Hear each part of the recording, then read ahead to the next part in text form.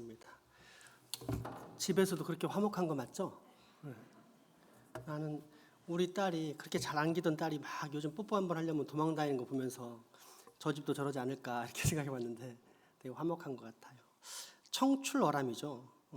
아빠의 목소리를 훨씬 뛰어넘는 시원한 목소리의 그 딸의 찬양을 보니까 얼마나 감격스럽고 은혜가 되는지 모릅니다. 다 컸어요. 아빠 울지 말라고 다독거리기도 하고 효녀 심청이가 따로 없습니다. 귀한 찬양 하나님과 우리에게 들려줘서 기쁨을 준 저 부녀에게 우리 큰 축복의 박수 보내도록 하겠습니다.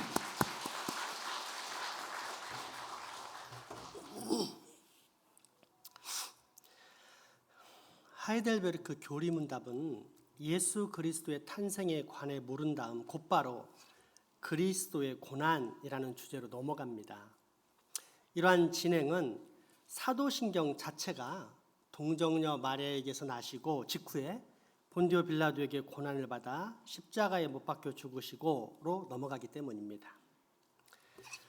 사도신경의 순서를 충실히 따르고 있는 것입니다. 이처럼 그리스도인의 가장 기본적인 신앙의 고백이라 할 수 있는 사도신경은 동정녀 마리아의 뱃속으로부터 바로 죽음으로 연결시켜서 설명하는데, 이것은 사도신경이 예수님의 가르침이나 이적의 사건들이 중요하지 않게 여기기 때문이 아닙니다. 그보다는 베드로와 요한, 바울뿐 아니라 사도신경이나 하이델베르크 교리문답을 만든 사람들이 예수님의 생애 중 죽음이 가장 중요하다고 생각했기 때문입니다. 신약 성경 사복음서들은 말 그대로 복음에 초점을 맞춰 기록하고 있습니다. 마태복음 1장에는 자기 백성을 그들의 죄에서 구원할 자이심이라 라는 기록이 있고, 요한복음 1장은 보라 세상 죄를 지고 가는 하나님의 어린 양이로다 라고 소개되어 있습니다. 마태복음 전체 28장 가운데 9장이 예수님이 고난받고 죽으시는 마지막 고난 주간을 다루는데 할애하였고, 마가복음은 16장 가운데 6장, 누가복음은 24장 가운데 6장, 또한 요한복음은 21장 가운데 9장이나 고난 주간을 기록해 놓았습니다. 그러니까 사복음서가 총 89장인데 그중 3분의 1인 30장을 예수님의 생애 마지막 주간에 일어난 고난받다가 십자가에서 죽으신 사건에 대해 기록하고 있는 것입니다. 여러분, 뭔가 이상하지 않습니까? 한번 상식적으로 생각해 봅시다. 어떤 훌륭한 인물의 전기를 기록한 책이 있는데 그 분량이 전부 300쪽입니다. 근데 그 가운데 100쪽이 죽음과 관련되어 있는 그런 책을 본 적이 있습니까? 혹시 세종대왕이나 이순신 장군의 전기 또는 가까이 정주영 회장의 전기에 이르기까지 그렇게 묘사된 책을 본 적이 있습니까? 전혀 찾아볼 수 없습니다.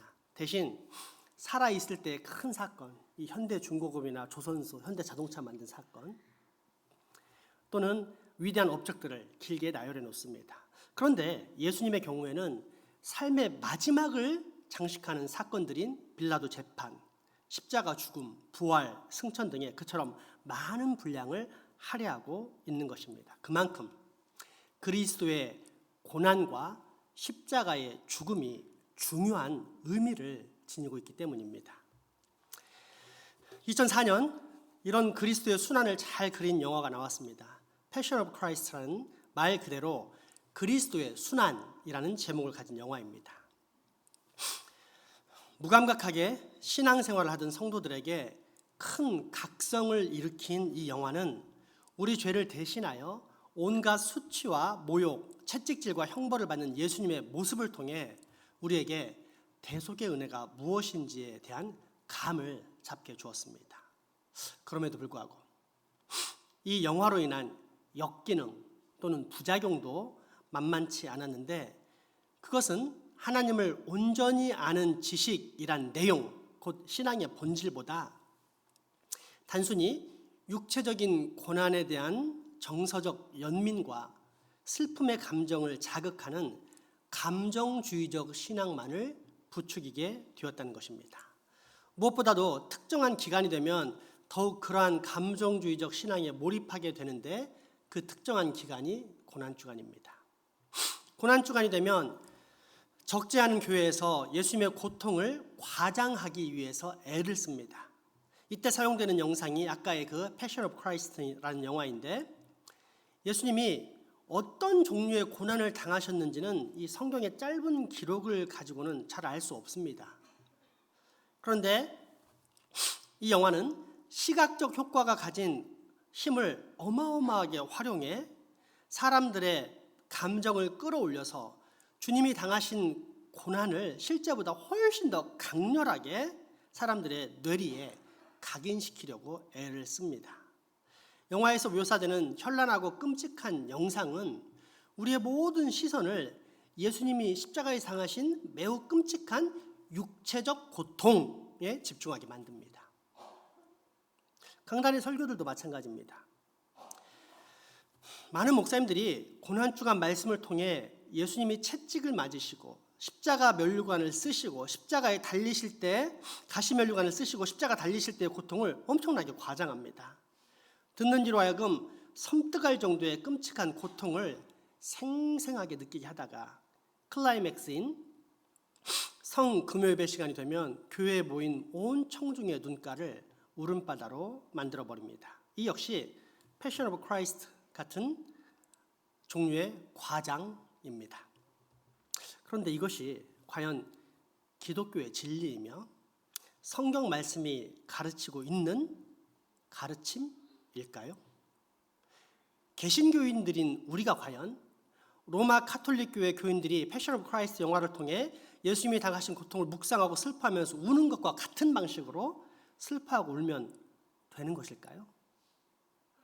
그렇지 않습니다. 그럼에도 불구하고 여전히 고난주간에는 이 영화를 틀고 또 많은 교인들이 이를 통해 훌쩍훌쩍 우는 모습을 볼 수 있습니다. 그런데 이때 흘리는 눈물의 의미는 과연 어떤 것일까요? 예수님의 고통입니까?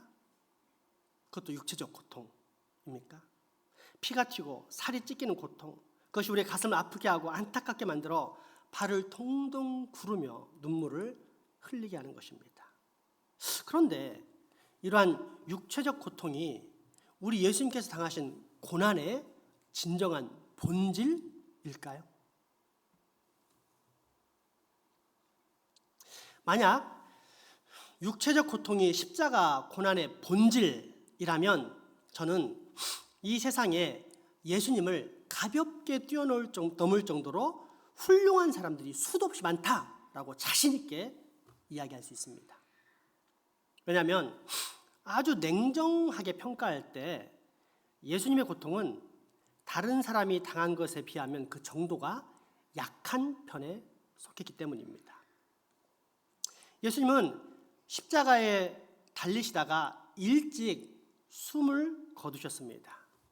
우리 시간으로 오후 3시경에 돌아가셨다는데 이는 십자가에 달리신 시간은 실제로는 서너 시간밖에 되지 않았다는 것을 뜻합니다. 예수님이 평범한 죄수들보다 일찍 죽으셨기 때문에 평소 행하던 십자가에 매달린 사람의 다리를 꺾는 절차는 진행되지 않았습니다. 물론 성경의 예언을 이루는 과정이긴 하지만요. 십자가에 매달린 사람은 시간이 지날수록 호흡곤란이 찾아오는데 이때 본능적으로 숨을 쉬기 위해 다리에 힘을 주면서 몸을 들어올리게 되어 있습니다. 그러면 호흡이 가능해져 조금 더 생명을 연장할 수 있는 것입니다. 그러나 형 집행자들은 십자가상의 죄인이 죽기만을 한없이 기다리는 사람들이 아니었기에 조금이라도 빨리 죽게 하려고 실시한 것이 그 사람의 다리를 부러뜨리며 꺾는 것이었습니다. 그러면 더 이상 몸을 들어올리지 못해 호흡이 되지 않고 그래서 훨씬 빨리 죽게 되는 것입니다. 하지만 놀라운 사실은 이러한 상황 속에서도 하루, 심지어는 십자가에서 며칠씩 생명을 연장한 사람들이 있었다는 것입니다. 그러니 예수님은 이런 사람들보다 훨씬 덜 고통을 당하신 것입니다. 더욱이 십자가에 달려 죽는 고통은 인간이 당하는 육체적인 고통 중에서 가장 극심한 것도 아닙니다.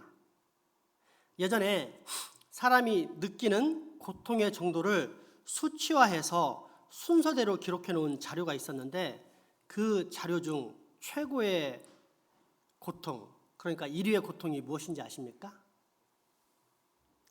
작열통입니다. 작열통이란 화형, 그러니까 몸이 불에 탈 때의 고통을 말합니다. 그렇다면 예수님께서 십자가에 달려서 죽으신 것과 중세시대 불에 태워서 죽임을 당한 순교자의 고통을 양쪽에 놓고 비교할 때 어느 쪽이 더 크다고 할 수 있습니까? 당연히 작열통입니다. 그러면 하나님의 영광을 위해 그처럼 극심한 고통을 동반한 화형을 당했기 때문에 그보다 덜한 십자가 처형의 고통을 당하신 예수님보다 그 사람이 훨씬 더 위대하고 훌륭한 사람입니까? 만약 예수님께서 당하신 고난이라는 것이 그처럼 육체적 고통의 기준이 맞춰져 있다면 분명 그렇습니다. 하지만 우리 주님이 당하신 고난의 본질적인 의미는 절대 육체적인 고통에 초점이 맞춰져 있지 않습니다. 그렇다면 고난의 본질, 즉 우리 주님께서 당하신 고난의 참 의미는 과연 무엇일까요? 하이델베르크 제37문답은 바로 이 질문과 답을 전해주고 있습니다. 당신은 고난을 받으사라는 말이 무엇을 뜻한다고 이해합니까? 이 땅에서 사셨던 모든 기간 동안 또한 특별히 생애의 마지막에 그리스도는 온 인류의 죄에 대한 하나님의 진노를 자신의 몸과 영혼으로 짊어지셨습니다. 그래서 유일한 속죄 제물로서 그리스도는 자신의 고난을 통해 우리의 몸과 영혼을 영원한 저주로부터 구원하셨습니다. 또한 우리를 위해 그리스도는 하나님의 은혜와 의로움과 영원한 생명을 얻으셨습니다. 아멘. 방금 읽었던 본문을 다시 한번 잘 살펴보시기 바랍니다. 대답이 무엇이라고 되어 있습니까? 채찍이 맞고 가시로 된 관을 쓰고 손과 발에 못이 박히고 살이 터지고 십자가에 여러 시간 매달려 있었던 육체적 고통이 우리 주님이 당하신 고난의 본질이다 라고 답변하고 있습니까? 아닙니다. 자세히 보십시오. 분명히 하이델베르크 제37문은 고난의 본질을 묻고 있는데 그 답에는 예수님이 당하신 육체적 고난에 대한 언급은 단 한 줄도, 아니 단 하나의 단어도 없습니다. 대신 전혀 다른 종류의 고난을 언급하는데 그 대답을 다시 한번 차근차근 곰씹어 보면 이런 뜻이 됩니다. 예수님께서 당하신 고난이란 모든 인류의 죄에 대한 하나님의 진노를 자신의 몸과 영혼에 짊어지신 것입니다. 예수님께서 당하신 고난이란 화목제물로 고난을 당하심으로써 우리의 몸과 영혼에 처해 있던 영원한 저주로부터 우리를 구원하신 고난입니다. 성경이 가르치는 예수님의 고난이란 바로 이것입니다. 하이델베르크의 주 저자로 알려진 자카리우스 우르시누스는 이러한 예수님의 고난이 어떠한 것인지 더 명확히 밝히기 위해 성 라우렌티우스가 당한 고난과 예수님의 고난을 비교하면서 다음과 같이 소개하고 있습니다. 성 라우렌티스는 3세기 중반 로마에 살았던 초대교회의 한 사제입니다. 그런데 뇌물을 요구하는 관료, 즉 가난한 이들의 양식을 탈취하려는 한 관료에 맞서 항거하다가 체포되어서 불에 달구어진 뜨거운 석쇠 위에서 살갗이 타는 고통 등을 겪다가 순교한 사람입니다. 한번 들어보십시오. 성 라우렌티스는 격자로 된 형틀 위에 누워 있었으나 자기 자신에 대해서나 인류의 죄에 대해 임하는 하나님의 처절한 진노를 경험하지 못했다. 그러나 그리스도, 하나님의 아들에게는 그 처절한 진노의 형벌이 송두리째 가해졌다. 이사야의 말씀처럼 그는 우리 죄를 위하여 하나님께 맞으며 징계를 당하신 것이다. 때문에 성 라우렌티스는 하나님의 진노의 채찍이 자신을 때리는 것을 느끼는 대신 그리스도께서 당하신 죽음과 지옥의 공포를 경험하는 대신 오히려 큰 위로를 경험하였다. 그는 복음을 증거하는 것 때문에 고난을 당하였으며 그의 죄가 하나님의 아들로 말미암아 씻음 받았다는 확신이 있었기 때문이다. 그러나 하나님의 아들은 온 세상의 죄를 다 짊어지셨다. 그러므로 순교당할 때 성 라우렌티스가 그리스도보다 더 많은 용기와 평정을 가졌던 것처럼 보이는 이유를 쉽게 알 수 있다. 반대로 바로 그 이유 때문에 그리스도는 신성을 인성과 함께 가지셨던 분임에도 불구하고 겟세마네 동산에서 땀이 피가 되도록 흐르도록 고민하셨고 또한 십자가 위에서 엘리 엘리 라마 사박다니 곧 나의 하나님 어찌하여 나를 버리셨나이까 라고 외치셨던 것이다. 그렇습니다.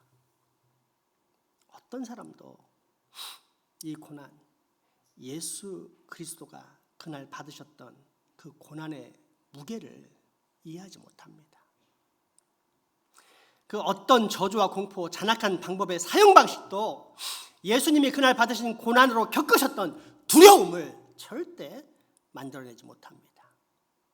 하나님의 아들이신 예수 그리스도는 온 세상 어떤 것보다도 강력한 삼위 하나님의 교제로부터 이탈되셨고 세상 그 어느 관계 속에서도 발견될 수 없는 가장 밀접한 아버지와 아들의 관계로 맺어져 있던 성부 하나님께로부터 버림받으셨으며 더불어 이 세상 모든 인류에게 쏟아 부어져야만 했던 그 어마어마한 성부 하나님의 진노를 당신의 온 몸에 고스란히 다 받으셨던 것입니다. 때문에 하나님의 아들이신 그분조차 이 극심한 고통을 견딜 수 없어 아버지 할 수만 있다면 이 잔을 내게서 옮겨주시옵소서 라고 기도하셨습니다. 또한 십자가에 매달려 그 모든 하나님의 진노를 고스란히 온몸으로 받으실 때는 하나님께로부터 외면받는 그 격심한 분리의 고통으로 나의 하나님 어찌하여 나를 버리셨나이까 라고 절규하셨던 것입니다. 그러므로 여러분 이제 우리는 분명히 깨달아야 합니다. 예수 그리스도의 고난은 결코 육체적인 고통에 관련된 것이 아니라는 사실을 말입니다.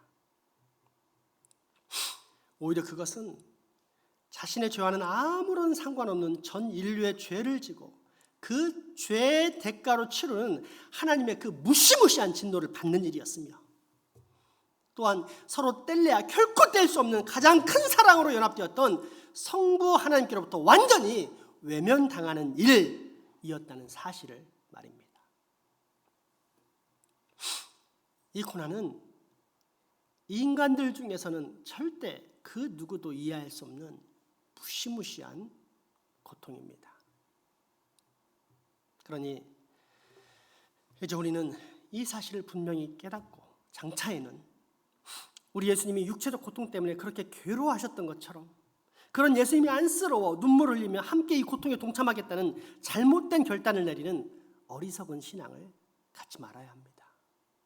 대신 그리스도께서 받으신 그 처절한 모든 고난은 나를 향한 하나님의 사랑 때문이었다는 사실을 기억해야만 합니다.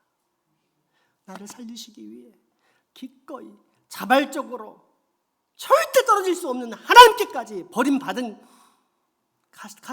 가시면서까지 그 고통을 선택하신 우리 주 예수님의 크신 사랑이었다는 사실을 반드시 기억해야만 합니다. 그래서 이제 후로는 우리 주님의 고난당하심에 대한 잘못된 감정주의적 이해에서 벗어나 올바른 성경적 사랑으로 나 또한 우리 주님의 고난에 기꺼이 동참하겠다는 분명한 사랑의 결단을 해야 합니다. 왜냐하면 실제 우리 주님 예수 그리스도께서는 나를 그렇게 사랑하셨기 때문입니다. 이 놀라운 사랑을 주시기 위해 우리 주님께서 그 모든 고난을 어떻게 기꺼이 감당했는지를 연구한 하이델베르크의 교리문답의 주 저자인 자카리아스 우르시누스는 우리 주님이 당하신 고난의 본질적인 의미를 구체적으로 다음과 같은 7가지 항목으로 펼쳐놓았습니다. 첫째, 읽어주시기 바랍니다. 그가 누리셨을 모든 선한 것들과 더불어 최고의 행복한 기쁨을 잃는 고난. 여러분, 만약 사람이 온갖 오물들이 가득한 돼지우리에 갇혀 산다면 행복할까요? 고통스러울까요? 두말할 나위 없습니다. 그런데 주님은 하늘의 그 모든 좋고 영광스러운 것들을 다 뒤로 하시고 인간의 그 죄악의 냄새가 가득한 오물이 있는 이 땅에 내려오셔서 우리와 함께 하시는 고난을 기꺼이 당하셨습니다. 하늘 보좌에서 누릴 수 있는 사랑의 연합, 최고의 행복과 기쁨을 잃어버리는 고난을 선택하신 것입니다. 둘째, 죄만을 제외한 우리의 본성의 모든 연약함들을 겪는 고난. 존재의 차원이 있습니다. 우리는 먹어야 살지만 하나님은 먹지 않아도 되는 분입니다. 그게 신과 인간의 존재 차이입니다. 그런 하나님께서 이 땅에 내려오셔서 굶주리시고 목마르셨고 피곤하셨고 슬픔과 괴로움을 당하는 고난을 겪으셨습니다. 셋째, 극도의 궁핍함의 고난. 마태복음 8장 20절에는 인자는 머리 둘 곳이 없다 라고 했는데 현대식으로 표현하면 나는 노숙자다 이런 표현입니다. 넷째, 무한한 모욕, 치욕, 비방, 중상, 조롱, 시기, 신성 모독, 거부, 배척당함의 고난. 단지 예수님이 겪었던 사건이 아닙니다. 그렇게 될 것이라고 이미 예언된 사건이 성취된 것뿐입니다. 시편 22편 나는 벌레요 사람이 아니라 사람의 비방거리요 백성의 조롱거리이니이다. 이사야 53장 2절 그는 고운 모양도 없고 풍채도 없은즉 우리가 보기에 흠모할 만한 아름다운 것이 없도다. 세상에서 가장 아름다운 분이 가장 하찮은 모습으로 이 땅에 내려와 온갖 모욕, 치욕, 비방, 중상, 조롱, 시기, 신성 모독, 거부, 배척을 당하시는 고난을 겪으셨습니다. 다섯 번째, 마귀의 시험을 당하는 고난. 마귀마저 다스리시고 꾸중하시는 분께서 우리를 구하시기 위해 똑같은 시험을 받으신 고난을 겪으셨습니다. 여섯 번째, 가장 치욕스러운 십자가의 죽음. 나무에 매달린 자는 하나님의 저주를 받은 자라고 구약에 선포되었습니다. 물론 우리는 이것이 그들의 저주를 감당하기 위한 것이라는 사실을 알지만 당대에는 예수님이 손가락질 당하고 조롱당했습니다. 어떻게 저주를 받지 않았다면 왜 나무에 매달릴 수 있을까? 아무리 고귀한 뜻을 품었다 하더라도 여러분이 그런 상황에서 과연 그 모욕을 제대로 견뎌낼 수 있을까요? 마지막 일곱 번째, 성부 하나님께 버림받은 영적인 고통. 사실은 이게 가장 큰 고통입니다. 단 한 번도 분리되지 않았던 그 아름답고 완전한 사랑과 연합의 상태에서 인간들의 모든 죄를 다 짊어지고 그 형벌을 받아야만 하는 상황 때문에 성부 하나님께로부터 분리되었던 인성으로 말미암은 극심한 고통. 그로 인해 나의 하나님 어찌하여 나를 버리셨나이까 라고 외쳤던 것입니다. 여러분, 잘 깨달으십시오. 여러분이 다 갖추고 다 잘 먹고 다 누리고 내 자식에게 줄 모든 유산을 다 완벽하게 준비해 놓았어도 여러분이 하나님과 분리되어 있으면 여러분 죽은 것입니다. 여러분의 몸은 편할지 몰라도 여러분의 영혼은 고통 속에서 신음하며 지금 견디지 못하는 지옥의 절규에 빠져 있는 것입니다. 그것을 깨닫는 사람은 돌아오고 거듭나지만 깨닫지 못한 사람은 그게 저주가 되어 계속 그렇게 살아가는 쳇바퀴의 삶이 반복되는 것입니다. 우리 예수님이 느끼신 고통, 하나님과의 분리를 가장 크게 본다면 절대 그 어떤 것으로도 하나님과의 분리를 선택하지 않는 것이 지혜로운 신앙인일 것입니다. 바로 이것이 우리의 주인, 우리가 주인님이라고 부르는 주님 예수 그리스도께서 당하신 십자가 고난의 진짜 의미입니다. 왜 이러셨습니까? 우리 때문입니다. 아니, 나 때문입니다.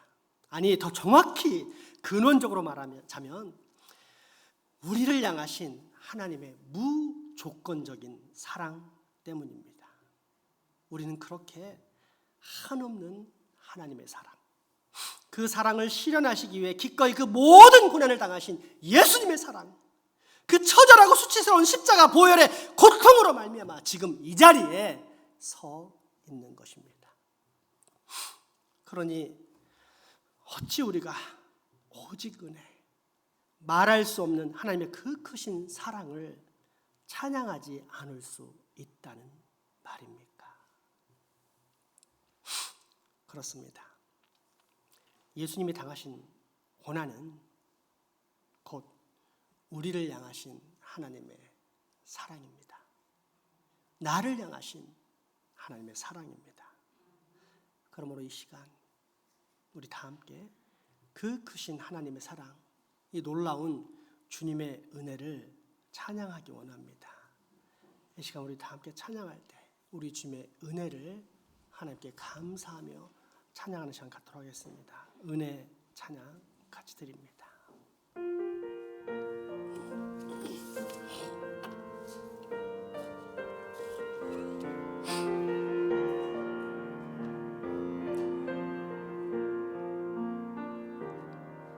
내가 누려왔던 모든 것들이, 내가 지나왔던 모든 시간이, 내가 걸어왔던 모든 순간이 당연한 것 아니라 은혜여. 내가 이 땅에 태어나 사는 것, 내가 이 땅에 태어나 사는 것, 어린아이 시절과 지금까지 숨을 쉬며 살며 꿈을 꾸는 삶, 당연한 것 아니라 은혜였소. 모든 것이 모든 것이 은혜, 은혜, 은혜, 한없는 은혜. 내 삶에 당연한 것 하나도 없었던 것은 모든 것이 은혜, 은혜여서. 내가 누려왔던 모든 것들이, 내가 누려왔던 모든 것들이, 내가 지나왔던 모든 시간이, 내가 걸어왔던 모든 순간이 당연한 것 아니라. 아침 해가 뜨고 저녁에 노을, 아침 해가 뜨고 저녁에 노을, 봄의 꽃향기와 가을의 열매, 변하는 계절의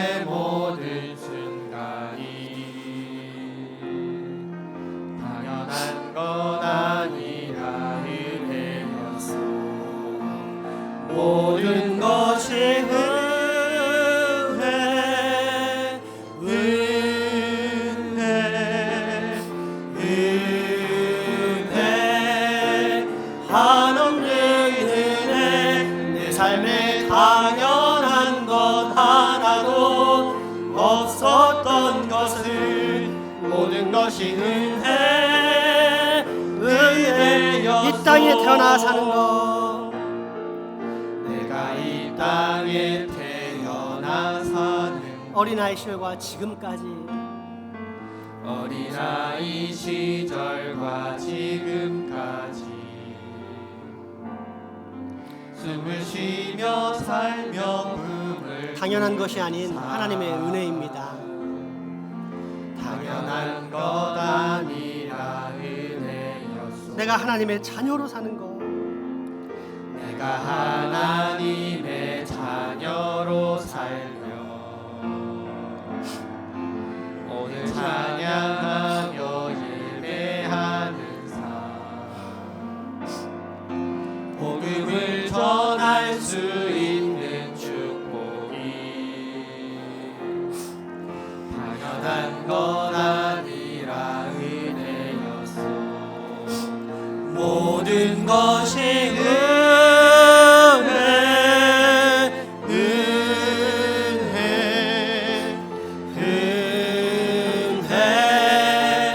하나님 은혜. 내 삶에 당연한 것 하나도 없었던 것을 모든 것이 은혜. 모든 것이 은혜, 모든 것이 은혜. 은혜 은혜 한없는 은혜. 내 삶에 당연한 것 하나도 없었던 것을 모든 것이 은혜. 내가 하나님의 자녀로 살며 오늘 찬양하고 예배하는 삶, 내가 하나님의 자녀로 오늘 찬양하고 예배하는 삶, 오늘 찬양하며 그리고 복음을 전할 수 있는 축복도 복음을 전할 수 있는 축복 우연이 아니라 은혜입니다. 당연한 것 아니라 모든 것이 하나님의 은혜, 모든 것이 은혜. 은혜 은혜 한없는 은혜. 내 삶에 당연한 것 하나도 없었던 것을 모든 것이 은혜. 우리 다 같이 소리쳐 외쳐 부릅시다. 모든 것이 은혜, 모든 것이 은혜. 은혜 은혜 한없는 은혜. 내 삶에 당연한 것 하나도 없었던 것을 모든 것이 은혜. 은혜였소. 여러분, 진짜 그리스도인이 뭔지 압니까? 예수 믿었더니 다 잘 돼. 자식도 형통해. 내 사업도 잘 돼. 진급했어. 이거는 절반입니다. 절반 그리스도인. 또 면밀히 살펴보면 아마도 비그리스도인일 확률도 있습니다. 진짜 그리스도인은 세월이 흘러가면 갈수록 은혜를 아는 사람입니다. 그 사람은 하나님을 사랑하게 되어 있어요. 근데 재밌는 건 그렇게 은혜를 알고 누리는 사람은 세상을 부러워하지 않아요. 왜? 이미 행복하니까. 100% 행복한 사람이 30% 행복한 사람 보고 부러워하면 그 사람이 이상하지 않겠어요? 그래서 그리스도인은, 정말 그리스도인은 행복한 사람입니다. 아무것도 없어도, 누릴 것이 없어도, 내 집이 없어도 예수님이 나의 집이고 나의 사랑이기 때문에, 그 은혜 때문에 행복한 것입니다. 여러분 그리스도인입니까? 그러면 우리 행복하다고 우리 하나님께 고백합시다.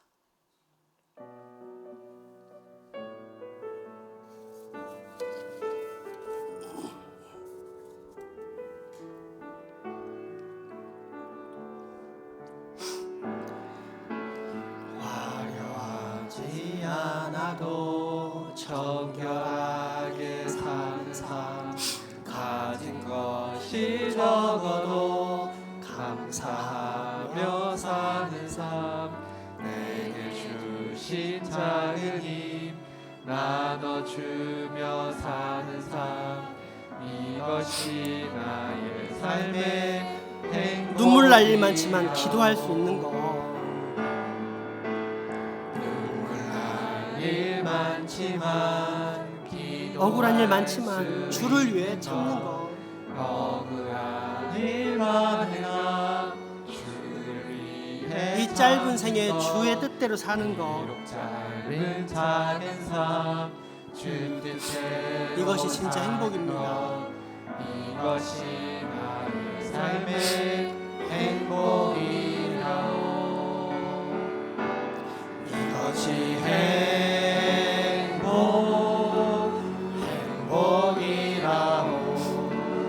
세상은 알 수 없는 하나님 성능, 이것이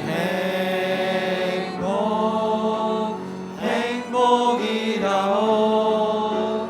하나님의 자녀로 살아가는 것, 이것이 행복. 다시 한번 고백해 볼까요? 화려하지 않아도 화려하지 않아도 정결하게 사는 삶, 가진 것이 적어도 감사하며 사는 삶, 내게 주신 작은 힘 나눠주며 사는 삶, 이것이 나의 삶의 행복이라오. 눈물 날지 많지만 눈물 날 일 많지만 기도할 수 있는 것, 억울한 일 많으나 주를 위해 참는 것, 비록 짧은 작은 삶, 주 뜻대로 사는 것, 이것이 나의 삶의 행복이라오. 이것이 행복이라오. 세상은 알 수 없는 하나님 선을, 이것이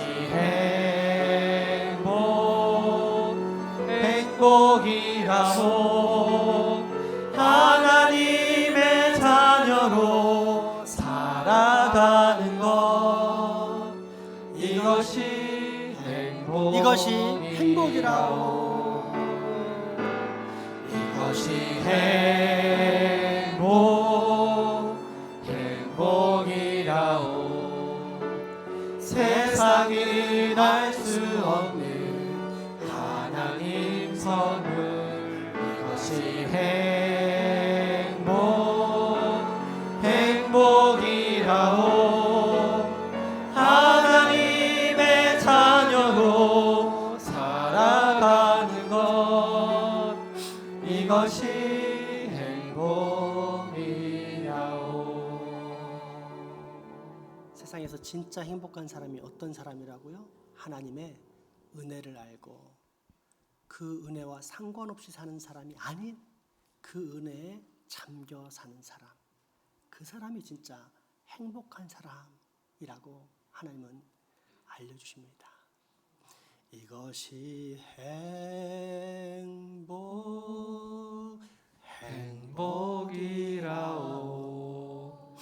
세상은 알 수 없는 하나님 선물, 이것이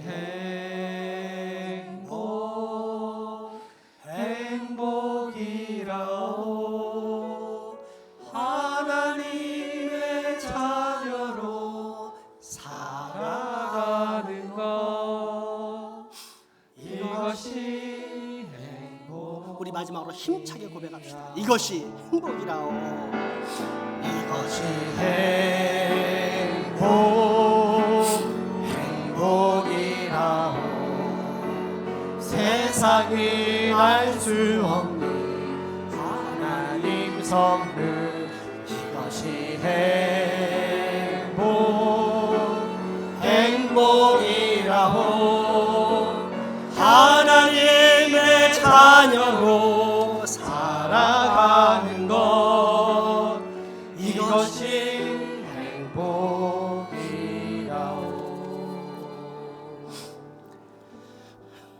나의 주 나의 예수님, 오늘 우리로 생명의 말씀을 듣게 하사 주님 당하신 고난의 본질을 알게 하시니 감사합니다.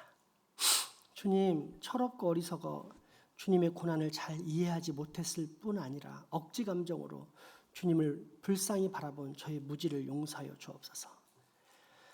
주님께서 당하신 그 모든 고난이 결국 나를 위한 하나님의 그 놀라운 사랑에서 비롯된 처절한 고통의 고난이었음을 깨닫고 이제 후로 내가 크게 변화되어 우리 주 예수님을 더욱 깊이 사랑하는 주님의 신부 되게 하여 주옵소서. 날 사랑하사 나를 위하여 그 모든 고통을 기꺼이 감당하신 우리 주 예수 그리스도의 이름으로 감사하며 기도드리옵나이다. 아멘. 헌금하시겠습니다.